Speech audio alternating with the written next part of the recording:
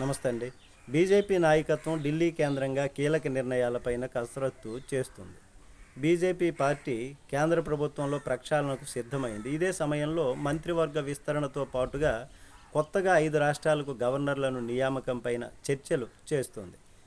కొత్త గవర్నర్ల నియామకంలో మిత్రపక్షము టీడీపీకి ఒక పదవి ఇవ్వాలని బీజేపీ అధినాయకత్వం నిర్ణయిస్తున్నట్లుగా సమాచారం. ఈ మేరకు టీడీపీ నుంచి ఎవరికి అవకాశం దక్కుతుంది? ఇద్దరు పేర్లు అయితే టీడీపీ నుంచి ఈ పదవి కోసం వినిపిస్తున్నాయి. గతంలో ఇచ్చి అమలు చేయనటువంటి హామీ ఇప్పుడు పూర్తి చేసేందుకు బీజేపీ నాయకత్వం నిర్ణయం తీసుకుంది. అందులో భాగంగానే త్వరలో జరిగే గవర్నర్ల నియామకంలో మిత్రపక్షం టీడీపీకి ఒక పదవి ఇవ్వాలని కేంద్రం నిర్ణయించినట్లుగా సమాచారం. కేంద్ర మంత్రివర్గంలో ఇప్పటికే టీడీపీ నుంచి 2 మంత్రి పదవులు దక్కాయి. అలాగే ఏపీ మంత్రివర్గంలో కూడా బీజేపీ భాగస్వామ్యమైంది. గవర్నర్ పదవి ఆఫరు కేంద్రం నుంచి టీడీపీకి అందింది. మరి చంద్రబాబును కోరినట్లు సమాచారం. కేంద్రం టీడీపీ నుంచి ఎవరికి చంద్రబాబు గారు ఇస్తారు అన్నటువంటిది తెలియాల్సి ఉంది. అయితే ఇద్దరు పేర్లు అయితే బలంగా ఇప్పుడు వినిపిస్తున్నాయి. రేసులో సీనియర్ నేతలు అశోక్ గజపతిరాజు గారు, యనమల రామకృష్ణుడు గారు ఉన్నట్లు సమాచారం. ఈ ఇద్దరిలో ఒకరికి దక్కే అవకాశం ఉంది. అశోక్ గజపతిరాజు గారు, యనమల రామకృష్ణుడు గారు తొలి నుంచి కూడా టీడీపీలో కీలకంగా ఉన్నారు. చంద్రబాబుకు తోడుగా నిలిచారు. ఇద్దరు అసెంబ్లీ స్పీకర్లుగా చేశారు, ఆర్థిక మంత్రులుగా చేశారు.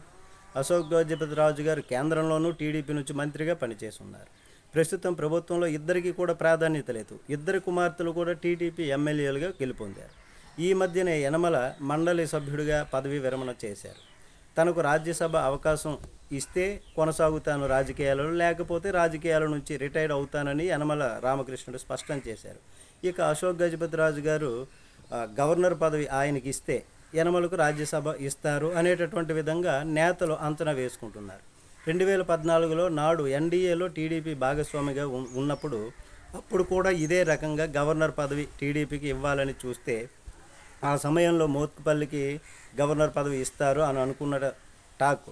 కానీ టీడీపీ ఎన్డీఏ నుంచి అదే సమయంలో బయటకు వచ్చేసింది. దాంతో పదవి దక్కలేదు. తెలుగు రాష్ట్రాల నుంచి గత 10 ఏళ్ల కాలంలో కూడా విద్యాసాగర్ రావు గారు, అలాగే బండారు దత్తాత్రేయ ఇద్దరు కొనసాగారు గవర్నర్లుగా అని చెప్పుకోవచ్చు. ఇప్పుడు టీడీపీ నుంచి చంద్రబాబు గారు అధికారికంగా ఎవరిని ప్రకటిస్తే వాళ్ళకి ఈ గవర్నర్ పదవి వచ్చేటటువంటి అవకాశం ఉంది. నమస్తే.